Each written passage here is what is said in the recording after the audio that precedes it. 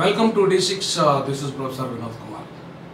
ఈ నెల 31న హైదరాబాద్లో ఆది హిందూ సమ్మేళనం చేయాలని టీజాక్ నిర్ణయించింది. అసలు ఈ ఆది హిందువులు అంటే ఎవరు? ఎందుకు ఇవాళ మనం భాగ్యరెడ్డి వర్మ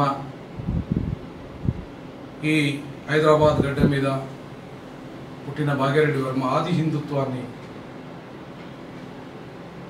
హిందువులుగా దళితులను ఎందుకు ఆయన డిఫైన్ చేశాడు? ఈ దేశం ఎవరిది? ఆర్య హిందువులదా, ఆది హిందువులదా? సో ఈ దేశంలో ఆర్య హిందువులు ఆది హిందువులకు చాలా తేడా ఉంది. ఆది హిందువులైన వారు అసలు హిందుత్వం అంటే ఏమిటి? 1975లోనే సుప్రీంకోర్టు డిఫైన్ చేసింది who are Hindus. So what is Hinduism? Hinduism is nothing but way of life, జీవన విధానం. ఈ భారత భూభాగంలో పుట్టిన ప్రతివాడు హిందువే. వాడు ముస్లిం కావచ్చు, వాడు క్రిస్టియన్ కావచ్చు, వాడు పార్సీ కావచ్చు, వాడు బుద్ధిస్ట్ కావచ్చు, వాడు జైన్ కావచ్చు, ఎవరైనా సరే హిందువే. నేను హిందువునే. నేను హిందువుగా పుట్టాను కానీ హిందువుగా మరణించానని బాబాసాహెబ్ అంబేద్కర్ అది హైందవుల గురించి, ఆర్య హిందువుల గురించి, ఆర్య హైందవుల గురించి చెప్పాడు. అదే కానీ ఆది హిందువుల గురించి చెప్పలే. ఆర్య హైందవ బ్రాహ్మణులు, మనువాదులు విదేశీయులు. వాళ్ళు ఈ స్వదేశీయులు కాదు, ఈ దేశం మూలవాసులు అసలే కాదు. ఈ దేశం మూలవాసులు, ఈ దేశంలో పుట్టిన ప్రజలు, ఈ దేశంలో పుట్టిన ద్రావిడులు, ఈ దేశంలో పుట్టిన బీసీ ఎస్సీ ఎస్టీలు, ఈ దేశంలో పుట్టిన శూద్రులు, ఈ దేశ మూలవాసులు, ఈ దేశ మొదటి వాసులు, వారు ఇలా అధికారానికి దూరమైంది, ఆత్మగౌరవానికి దూరమైంది, సంపదకు దూరమైంది. కారణం ఏంటి అంటే ఆ కుల వ్యవస్థ. కారణం ఏంటి అంటే ఈ వర్ణ వ్యవస్థ. ఈ రెండింటి కారణం చేత వర్ణము, కులము వాళ్ళని విభజించు పాలించు నీతిలో విడగొట్టి ఇవాళ ఈ త్రివర్ణాలు ఈ దేశ సంపదను, ఈ దేశ ఆధిపత్యాన్ని, ఈ దేశంలో అధికారాన్ని సంపాదించి విదేశీ ఆర్య బ్రాహ్మణ సంతతి వాళ్ళు మనవాదులు ఈ దేశ మూలవాసులని విడగొట్టి పాలిస్తూ ఇప్పటికీ గత 1000 సంవత్సరాలుగాను స్వతంత్రం వచ్చిన తర్వాత కూడా వాళ్ళదే ప్రజాస్వామ్యంలోనూ కొనసాగుతుంది. ముఖ్యంగా నేను ఆది హిందువులైన దళితుల గురించి మాట్లాడవచ్చు. ఎందుకు ఆది హిందువులైన దళితుల గురించి మాట్లాడాలనుకుంటున్నానంటే ఈ అంటరానితనం ఉంది. వీళ్ళకు ప్రత్యేకంగా ఒక అంటరానితనం ఉంది. అది నిజంగా హిందూ మతానికి సంబంధించింది కానీ కాదు.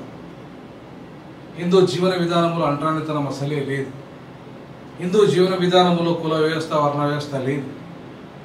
అది హైందవ జీవన విధానంలో, అది వైదిక జీవన విధానంలో, అది వేదాల్లో, అది మనవాదంలో, అది ఆర్య ధర్మంలో, అది వైష్ణవ ధర్మంలో ఉంది. అది హిందూ ధర్మంలో లేదు, హిందూ ధర్మం కానే కాదు. కాబట్టి మేము హిందువులుగా చెప్పుకోవడానికి, ఆది హిందువులుగా చెప్పుకోవడానికి గర్వపడతాం. ఈ దేశంలో ఆది హిందువులైన వాళ్ళు ఇవాళ అంటరాని వాళ్ళుగా చూసిన కారణంగానే వాళ్ళు విదేశీ మతాలైన క్రిస్టియానిటీలోకి వెళ్ళారు, అలాగే ఇస్లాంలోకి వెళ్ళారు, స్వదేశీ మతాలైన సిక్కిజంలోకి వెళ్ళారు, బౌద్ధంలోకి వెళ్ళారు, జైనంలోకి వెళ్ళారు, ఇంకేదైనా కావచ్చు, ఇంకా ఇటీవలి కాలంలో వచ్చిన ఏవైనా కావచ్చు. షిర్డీ సాయిబాబా సంఘటనలోకి వెళ్ళారు, సత్య సాయిబాబా సంఘటనలోకి వెళ్ళారు. ఇలా అనేక రకాల కోట్లాది దేవుళ్ళు, దేవతలు, అనేక సంఘటనలు, సంస్థానాలు, సత్సంగులు ఉన్నాయి ఇక్కడ. అందుకే బహుళ నిజమైన సెక్యులర్ వాదం ఎక్కడైనా ఉందంటే ఇది హిందూ మతంలోనే ఉంది. ఇతర మతాల కంటే కూడా. ఇతర మతాల్లో ఒక దేవుడు, ఒక గ్రంథమే ఉంది. కానీ హిందూ మతంలో సకల దేవుళ్ళు ఇలా పామును చెట్టును పుట్టను సూర్యుని చంద్రుడిని అందరినీ ఈ ప్రకృతిని ప్రేమించిన ధర్మం హిందూ ధర్మం. ఈ ప్రకృతిని ఆరాధించిన ధర్మం హిందూ ధర్మం. ఈ ప్రకృతి జీవన విధానమే హైందవ ధర్మం. హైందవ ధర్మమే మళ్ళా ఈ ప్రకృతి విధ్వంసం చేసింది, ఈ మూలవాసులను దెబ్బకొట్టింది, ఈ ప్రకృతిని విధ్వంసం చేసింది. అట్లాంటి వాళ్ళను ముఖ్యంగా వాళ్ళ మత విధానం కావచ్చు, వాళ్ళు అంటరాని వాళ్ళుగా ఉన్నారు కాబట్టి మీరు చూశారు కాబట్టి వాళ్ళు క్రైస్తవ మతంలోకి పోవచ్చు, కానీ వాళ్ళ కులం మారలేదు. వాళ్ళు ఇస్లాంలోకి పోవచ్చు దళితులు, వాళ్ళ కులం మారలేదు, వాళ్ళ మతం మాత్రమే మారింది. ఇవాళ కులం మారినప్పుడు కుల వివక్షత ఆధారంగా రిజర్వేషన్లు ఇవ్వాలి, కానీ నువ్వు మతానికి ముడిపెట్టడు. ఇక్కడ రాజ్యాంగంలో ఇవాళ మతం పునాదిగా రిజర్వేషన్లు అంగీకరించలేదని చెప్పి మీరే చెప్తారు. మరి ఇదే మతాన్ని మరి దళితులకు ఎందుకు లింక్ చేస్తారు? వాళ్ళు ఇస్లాం తీసుకుంటేంది, క్రిస్టియానిటీ తీసుకుంటేంది, ఈ మత స్వేచ్ఛ ఈ రాజ్యాంగంలో బోధించలేదా?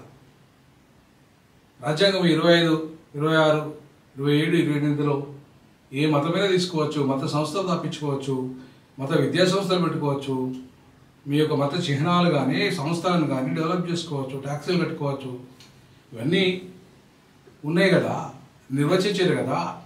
మరి అటువంటిప్పుడు ఇదే రాజ్యాంగము మా ఒక్కలకు మాత్రమే, మా దళితులకు మాత్రమే ఇస్లాం క్రిస్టియానిటీ తీసుకుంటే మాకు రిజర్వేషన్ లేవని చెప్పేసి ఈ బాబు రాజేంద్ర ప్రసాద్ గారు అన్యాయంగా రాజ్యాంగ వ్యతిరేకంగా సహజ న్యాయ సూత్రాలకు వ్యతిరేకంగా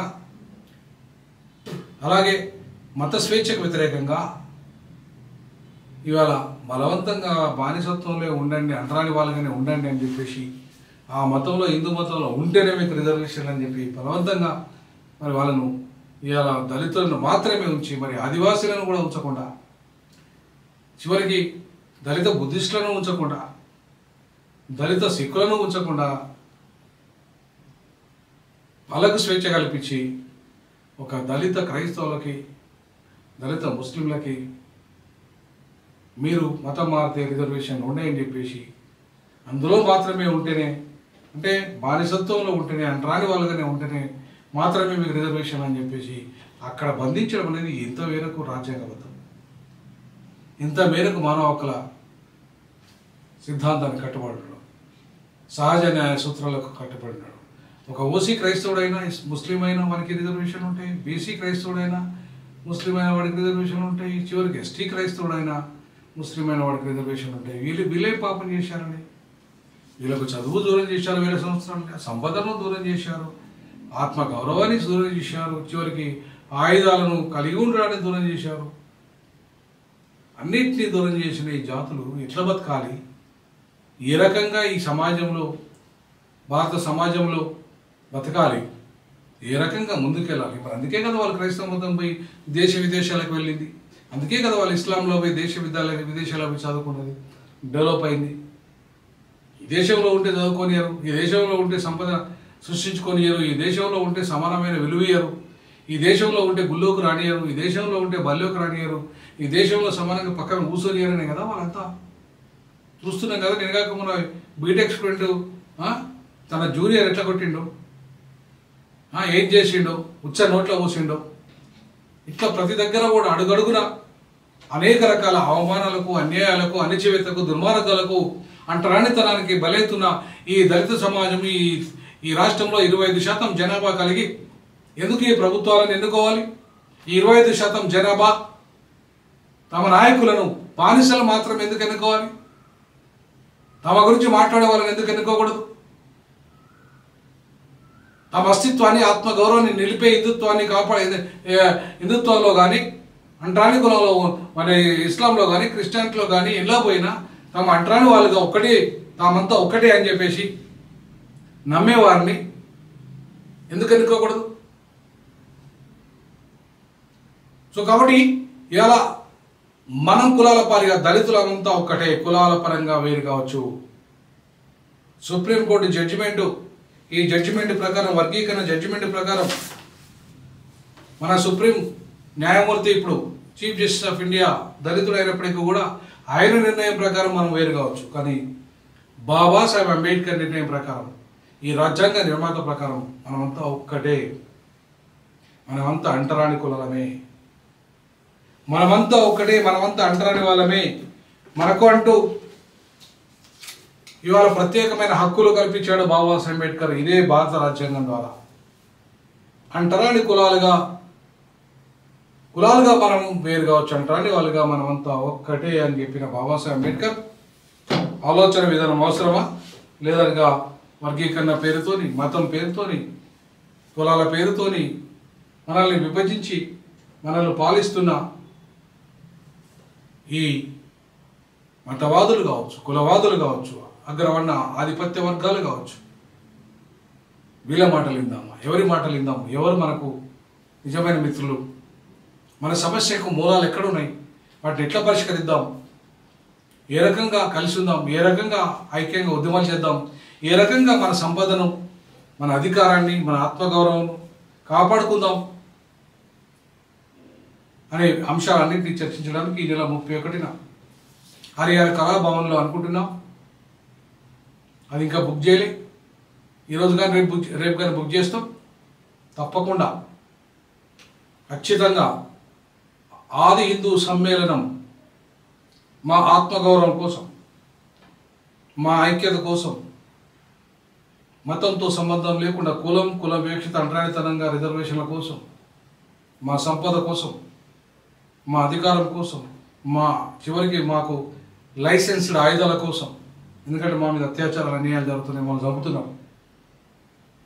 వీటన్నిటి కోసం మేము కలిసి ఉండాలి, కలవాలి. దళితులుగా రిజర్వేషన్ ఎంపీలు కానీ ఎమ్మెల్యేలు కానీ కనీసం అక్కడనైనా నిజంగా మా గురించి కొట్లాడేటోళ్ళ కోసం, మా గురించి మాట్లాడే వాళ్ళ కోసం, మా గురించి పార్లమెంట్లో అసెంబ్లీలో మాట్లాడే వాళ్ళ గురించి ఎన్నుకునే అధికారం కోసం, దళితులకు మరో స్వతంత్ర పోరాటం కోసం ఆది హిందూ సమ్మేళనం ఏర్పాటు చేస్తాం. ఈ సమ్మేళనాలు ప్రతి జిల్లాలో, ప్రతి వార్డులో, ప్రతి గ్రామంలో జరగాలి. ఖచ్చితంగా ఆ దిశ అడుగులు వేయడానికి త్వరలోనే ఒక కార్యాచరణ రూపొందిస్తాం. అన్ని కుల సంఘాలని, అన్ని మత సంఘాలని, ఈవెన్ దళితుల్లో ఏ మతమైనా ఉండదు కాక ఒకటే మతం, ఒకటే వేదిక మీదకి రావాలి. దళితుల్లో ఏ కులమైన కాక ఒకటే వేదిక మీదకి రావాలి. ఆ దిశగా ఆది హిందూ సమ్మేళనం ఒక నూతన ప్రజాస్వామిక దళిత విప్లవానికి అడుగులు వేయాల్సిందిగా పిలిపిస్తున్నాం. మీ అభిప్రాయాలు కూడా కామెంట్ రూపంలో తెలియజేయండి. ఇది ప్రజా ఉద్యమ ఛానల్. ఈ ఛానల్ షేర్ చేయండి, లైక్ చేయండి, కామెంట్ చేయండి, ఆర్థికంగా ఉద్యమానికి సహకరించండి. జై భీమ్, జై పూలే, జై పెరియార్.